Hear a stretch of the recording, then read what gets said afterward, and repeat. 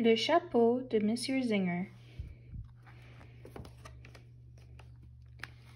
Chaque jour, après l'école, Léo joue au ballon dans la cour. Il le lance haut dans les airs. Le ballon frappe le mur de briques et rebondit vers Léo, qui essaie de l'attraper. Et chaque jour, Léo voit Monsieur Zinger, qui se promène autour de la cour, encore et encore. Monsieur Zinger est un vieil homme, pas très grand. Léo trouve qu'il ressemble à un lutin ou un farfadet. Il porte toujours un chapeau et un habit noir.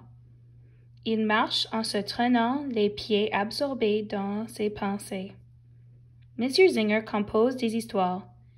Ces histoires sont publiées dans les magazines et aussi dans des livres. Ne dérange pas Monsieur Zinger, Léo, lui dit souvent sa mère. Il est en train de composer des histoires. Il travaille. Cet après-midi-là, Léo lance son ballon plus haut que toutes les autres fois. Il monte en flèche haut dans les airs avant de s'abattre contre le mur. Le ballon rebondit, traverse la cour à toute vitesse et file tout droit vers Monsieur Zinger. Le vieil homme ne s'en aperçoit même pas, il est trop occupé à penser.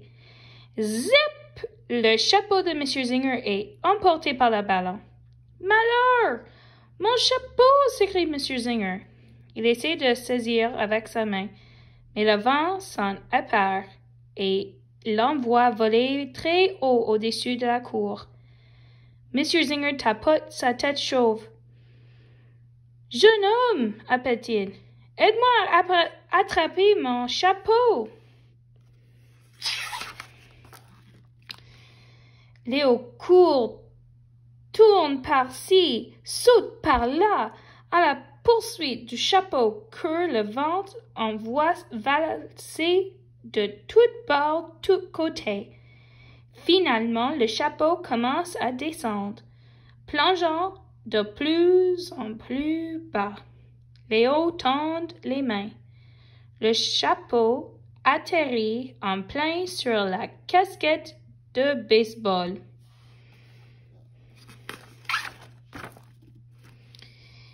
Léo enlève le chapeau et le redonne à Monsieur Zinger. Que d'émotion! Soupire Monsieur Zinger. Tout cela m'a fatigué. Viens, jeune homme. Assoyons-nous sur la banc. Léo s'assoit donc à côté de Monsieur Zinger. Comment t'appelles-tu, jeune homme? Léo. Eh bien, Léo, je me demande bien pourquoi mon chapeau s'est envolé comme ça. Peut-être qu'il y a quelque chose à l'intérieur. Monsieur Zinger examine le dedans de son chapeau. Qu'est-ce que c'est? Demande Léo. Qu'est-ce qu'il y a dans mon chapeau? Il regarde à son tour, mais il ne voit rien. Ah, je vois maintenant, s'écrie Monsieur Zinger. C'est une histoire qui essaie de s'échapper.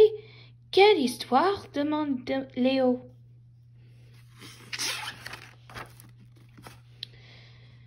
Voyons voir, dit Monsieur Zinger en plongeant ses yeux pâles à l'intérieur du chapeau. Il était une fois un homme. Est-ce que ça pourrait être un garçon? Demande Léo. Oui, tu as raison, un garçon.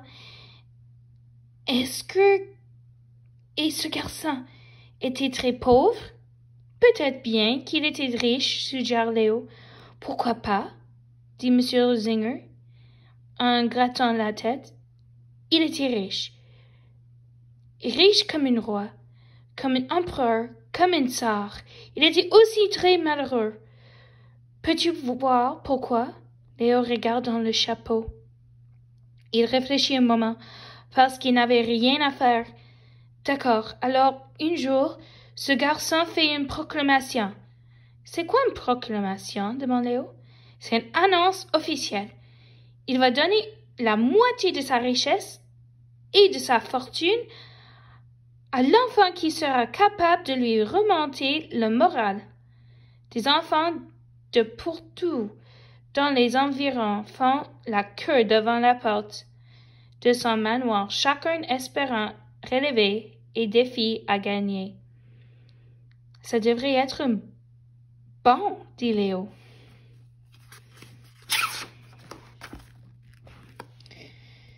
Le premier enfant offre au garçon une montre en or, dit M. Zinger. Ennuyeux, dit Léo. Le garçon pense la même chose que toi. L'enfant suivant lui apporte une guitare électrique. C'est ça! Sauf que le garçon en a déjà une meilleure, et les autres qui présentent un corps tout plein de choses. Un diamant, un télé à écran plate, un canot, un singe vivant. Oui, oui, oui, et encore oui. Mais le garçon a déjà tout ça. Ou alors, ces objets ne l'intéressent pas. Il est très déçu. Il apparaît à refermer la porte de son manoir quand il aperçoit, il regarde dans le chapeau, un garçon, dit-il, un garçon qui arrive à la porte en courant. Exactement, dit M. Zinger.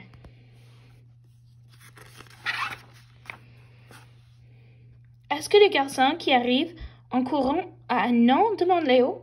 Ben oui, tout le monde a un nom, pas vrai? Sauf que je n'arrive pas à le déchiffrer. Peut-être que toi, tu en es capable? C'est sombre à l'intérieur du chapeau. Léo tend l'oreille et écoute. Léo dit, ce garçon-là s'appelle Léo. C'est un nom qui en vaut d'autres, dit M. Zinger. Léo donc arrive à la porte tout essoufflé. Le garçon riche lui dit, qu'est-ce que tu as que les autres n'ont pas? Et Léo lui montre quelque chose. Qu'est-ce que c'est? Qu'est-ce qu'il lui montre? Veut savoir Léo. À toi de me dire, monsieur, répond monsieur Zinger.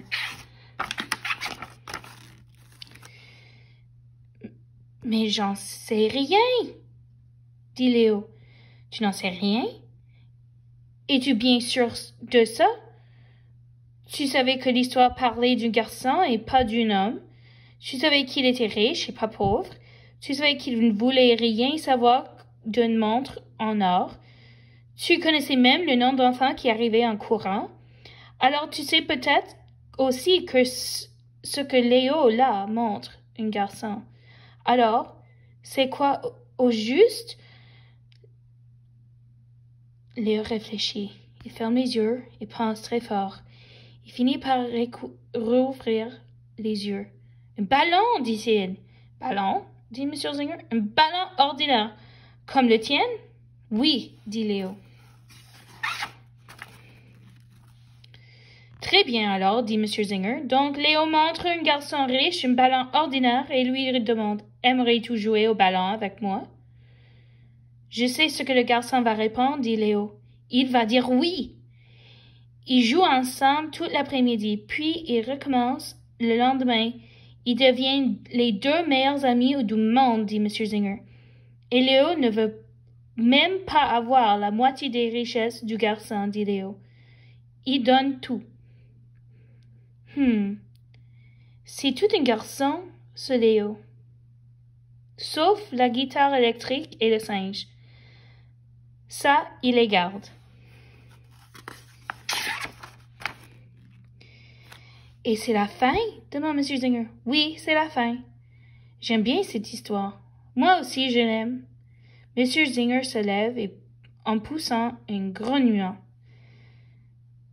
Et maintenant, jeune homme, je dois retourner à mon bureau. J'ai une histoire à écrire. L'histoire du Léo et du garçon riche? M. Zinger remet son chapeau sur sa tête. Non, répond-il. Cela, ce n'est pas la mienne, c'est la tienne. Mais une autre histoire essaiera peut-être de sortir de mon chapeau. Ça ne s'arrête jamais, tu sais. M. Zinger sourit, fait un petit salut et s'éloigne à pas lents. Léo regarde son ballon. Il le lance contre le mur et le rattrape. Il recommence une fois, puis une autre fois. Il le lance de nouveau, et le voilà qui monte très haut, frappe le mur et rebondit au-dessus de sa tête. « Je l'ai !» dit une voix derrière lui. Léo se retourne et aperçoit une fille. Elle attrape le ballon. Elle s'avance vers lui. « Tu veux jouer au ballon ?» demande-t-elle. Il se lance le ballon pendant un long moment. Puis, il joue au chat et à la souris, et plus tard à cache-cache. À la fin, ils sont trop fatigués pour jouer à quoi que ce soit. Ils s'assoient sur le banc. « C'est quoi ton nom ?» demande Léo. « Sophie. Moi, c'est Léo. »« Tu veux un morceau de mon chocolat ?» demande Sophie en sortant une tablette de sa poche. « Bien sûr. »